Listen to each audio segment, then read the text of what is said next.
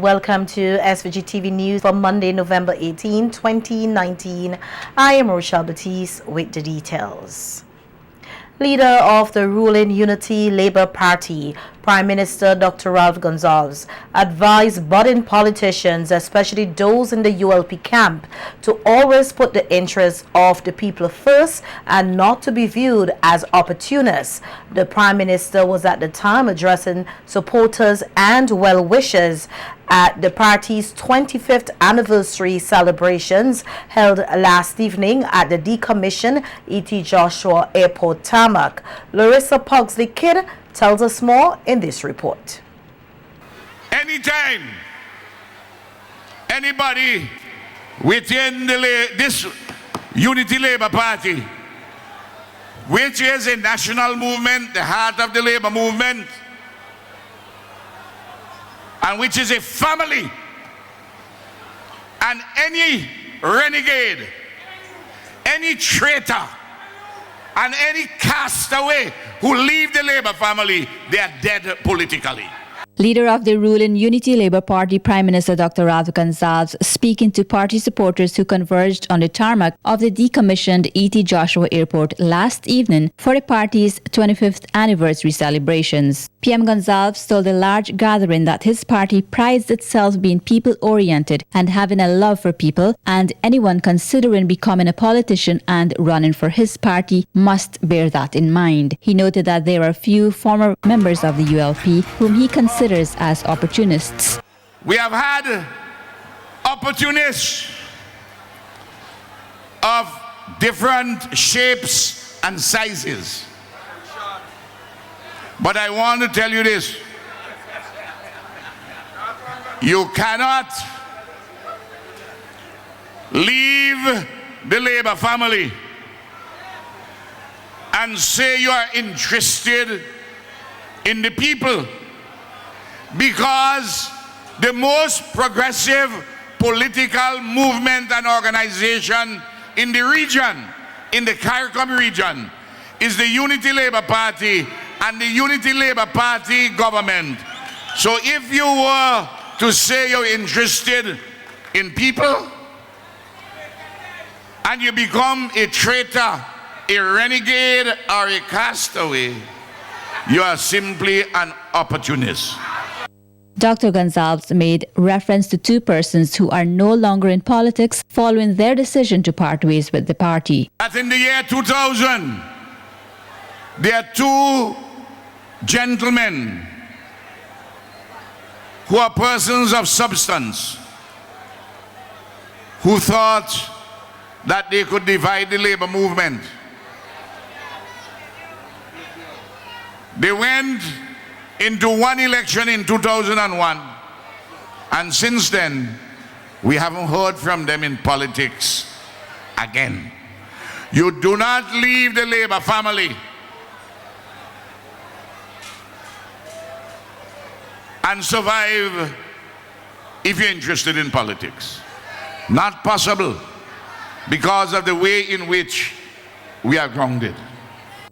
Jomo Thomas is the most recent member of the ULP to resign. Meanwhile, the ULP leader outlined a number of advances made since his party formed government 18 years ago. He said when they took office, SVG was in shambles. He noted that a party must have a vision and philosophy which are people-centered. The Prime Minister urged supporters to give the ULP another term in office, noting that this time it should not be by a one-seat majority. And I love you from the bottom of my heart.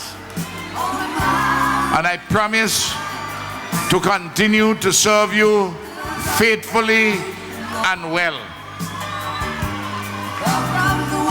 I want you, when we go to the elections next time, I don't want you to give me a one-seat majority again. I deserve in my farewell run a bigger majority. Help me to prepare the way better in the future. General elections is constitutionally due here in SVG by March 2021, but is widely anticipated next year, 2020. For SVG-TV News, Larissa Pugsley-Kidd. And as the ULP looks to secure a fifth term in office, a number of its MPs took to the podium at last evening's celebration rally to speak on the progress made in their respective ministries and express confidence in the ULP's victory at the next polls. The Unity Labour Party is going for an unprecedented fifth term in office. It would be uncharted territory. We are making this bid not simply on the basis of our achievements to date, but more so on our vision and plans for the future. I am confident that it will be Labour again in 2020. Yes, a young man could take on the leader of the opposition in East Kingston, gain ground and press home for victory in 2020. Comrades, I am saying this, and I want you to say this with me. I will vote for a party that Comrade Ralph leads any day. I repeat, I will vote for a party that Comrade Ralph leads any day, but not Friday. Any day for Ralph, never Friday. Any day for Ralph, never, ever Friday. The only power, the only force in St. Vincent and the Grenadines that can defeat Labour is Labour itself.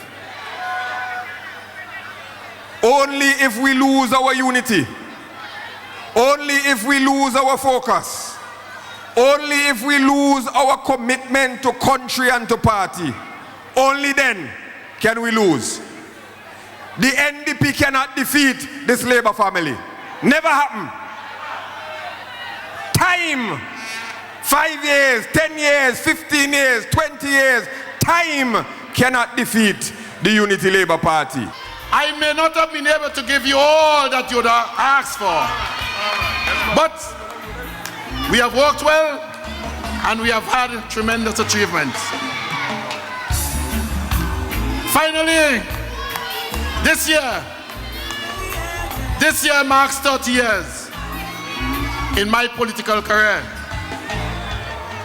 And I do not know when the elections will be called, but rest assured, to the constituents of North Windward, I will never leave you nor forsake you. And given another opportunity, you can rest assured we will bang them again. Fertilizers are available as of today to farmers through a grant offered by the Ministry of Agriculture. This was announced by Minister of Agriculture and MP for South Central Windward, Suboto Caesar, at the ULP celebration rally last evening. Minister Caesar says 3,200 sacks of fertilizers are available under the grant program, which he considers a gift for Christmas, while also noting that there is a deal for fertilizers to be sold at half price. Not only will we be making 3,200 sacks available by way of a grant, a gift to our farmers for Christmas, 5,000 sacks will go on sale at half price. Our land is a major part of our wealth. Continue to live by it, and our farmers are showing a renewed commitment. Minister Caesar said his ministry continues to work with farmers to ensure growth of the sector. And in other news, cyberbullying is an issue of concern here, and members of the public can gain more knowledge on how they can protect themselves from this crime and others using electronic means at the upcoming crime prevention exhibition to be hosted by the RSVG Police Force. In a recent interview with SVG-TV News, Corporal Sion Choi said many persons have become victims of digital or electronic crime, and the exhibition, which will be held on December 6th, serves as a means to educate the public on these and other crimes. The theme for the exhibition is securing citizens and visitors through innovative policing. So we look in the holistic approach to solve crime in this age, especially in technology. I'm an IT professional and I advise person when it comes to technology, especially with the internet. A lot of person become victims of cyber crimes, and we advise person there's a lot of things do's and don'ts, we would advise person, think before you click. Read the privacy policy in sites when you decide to click and download anything. And we realize that cyberbullying is on the rampage, so we are inviting person. It's an offense to cyberbullying. We have the cybercrime laws are there, the act is in effect since 2016. So any person committing any act of crime that relates to cybercrime will be prosecuted. Corporal Choi said the annual exhibition has had a positive impact on the reduction of crime, particularly during the festive season.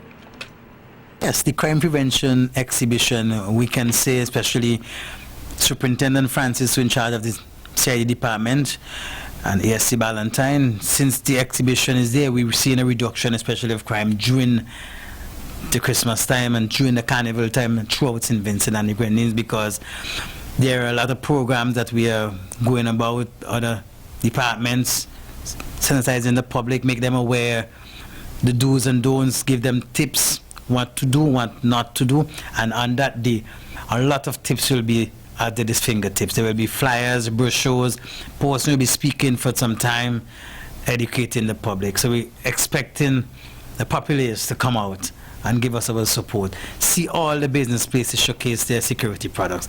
The police today issued a wanted person bulletin for Daniel Porter with the alias Demon of Green Hill. The police say they are carrying out investigations in connection with a series of burglaries and theft which occurred in the Green Hill area, in which Porter is said to be a person of interest. The police are asking the public's assistance in locating the subject. If seen, please contact any police station or Assistant Commissioner of Police in charge of crime at telephone number 4512-467, that's 4512-467, or 4571211, extension 217, or the officer in charge of the CID, the CRO, or the MCU at telephone number 4561810 or 4571211, extension 216 or 220. Calls, they say, will be treated confidentially. The illegal and illogical transfer of teachers seems to be an incurable disease here in SVG that plagues not only the teaching service but the entire public service. So says lawyer Zita Banwell, who was at the time delivering the feature address at the rally hosted last Friday by the SVG Teachers Union in commemoration of Teachers Solidarity Week 2019. Banwell made reference to the case involving former president of the SVG Teachers Union, Otto Sam, who was transferred from the teaching service in which he served for 30 years to the National Emergency Management Organization, NEMO.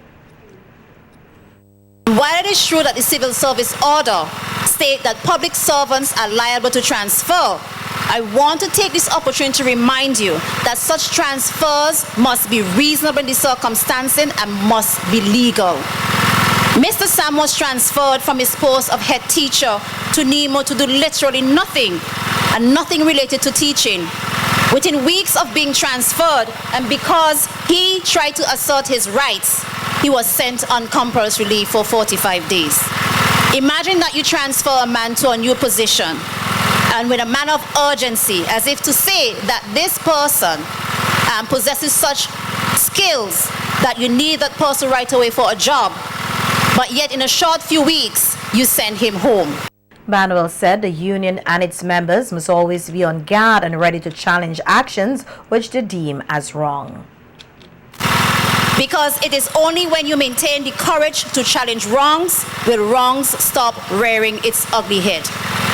Don't quiver, don't buckle, because it's the almighty state that you are coming up against. The story of our brothers tells us that justice must and will prevail. We must be patient and persevere, and never let political affiliation separate and divide men. The lawyer said the power of the SVG-TU is not only seen in its courage to challenge any wrong by the state, but in its ability and commitment to encourage teacher training to deliver quality education to the nation's children. You are 1,600 teachers strong. 68 across 68 primary schools, 27 secondary schools, and 3 special needs education centers. And in all of those schools, more than or close to 60% of teachers are trained. 86% of teachers at primary school, 65% of teachers at the special education centers, and 58.2% at secondary schools. This is a very noteworthy achievement, especially when many of you undertake education training programs while teaching full-time and managing homes. And at the completion of this challenge, you rightfully expect a promotion because that is how the system ought to work. You give stellar service and have topped it off with advanced training. This year's Teacher Solidarity Week was held under the theme Vincentian Educators, and the SVGTU taking the lead. Education is key to ensure the right of consumers is preserved, and more work must be done to sensitize both the business community and consumers on their rights and responsibilities. This was the view shared by the panel on the Viewpoint program last evening on SVG-TV discussing customer service in SVG. Officer 2 in the Ministry of Trade, Romel Currency, said legislations, enforcement and awareness go hand in hand in protecting the consumer. Currency said while legislation will never be perfect and enforcement institutions may be constrained by resources, awareness will assist the public in making good purchasing decisions. Act more prudently. They will do more research. So due diligence is important, and that is where our department comes in. In the absence of all the legislation that are needed, in the absence of capacity, adequate capacity to deal with the issues that come to us, we have to champion awareness. So we go out into the schools, because to change the generation, you have to start from the very grassroots level. Right? Because you have to just talk about culture. You mentioned culture a while back. We have to change the culture of trying to find out as much information about things before we purchase them. We ask questions, and the suppliers themselves, they have obligations. They have obligations to provide as much information to the consumer as possible, because the consumer has to make an informed decision. Right? Okay. So the consumers they shouldn't be afraid to ask the supplier, hey, what is the warranty on this? If this happens, what am I going to get? Likewise for service, what this drug is going to do to me, these other things. Information is paramount. Right? Okay. Another panelist on the program, former Director of Trade, Nathaniel Williams, agreed that government cannot regulate everything and said there is a role for consumer associations to play in protecting the consumer through education. In a lot of areas, while the legislation may be passed, the enforcement is even difficult. Some of our judges are not even trained in terms of and some of our lawyers are not trained in marine issues, for example. How many marine lawyers we have? If we have other technocratic issues, how many lawyers are trained in the technocratic issues to make defenses and prosecution? So therefore, there is a lot of issues we need to look at when we talk about government passing laws and enforcing, and it's not always that easy. One of the easier ways is for the people to be informed, and for consumer association to do pro bono to other larger consumer groups abroad, for example, who may have resources to help you. And because if you expect government to be able to regulate in these small economies, it is going to be a very high uphill battle. It's going to be difficult. Okay. Williams added that there must be more creative ways to engage the various segments of society to arm them with information on their rights and responsibilities. You have to reassess the media or medium you're going to use to get it. For example, this program tonight, how many young people may listen to it? If we text blast it, or we have a podcast which we put on WhatsApp and text, they would more look at their own convenience and begin to understand. If we use music, we don't use music enough to sensitize, educate, Calypso is a very good way of sensitizing, but we only do it seasonally. So we have to look at education not only in the continuous work, but in the medium or media we're going to use that targets this special group Otherwise, it may be out there in public, but people wouldn't read it. They say if you want to hide it, type it, print it, and it's hidden. People wouldn't read it. But if you send it out in the social media where people are more interactive. Right. So within education, we have to look at the content, one, and two, we have to look at the means of distribution of that information. Dispensing. And I think it's a critical area of education, not only the content, but the methods we use.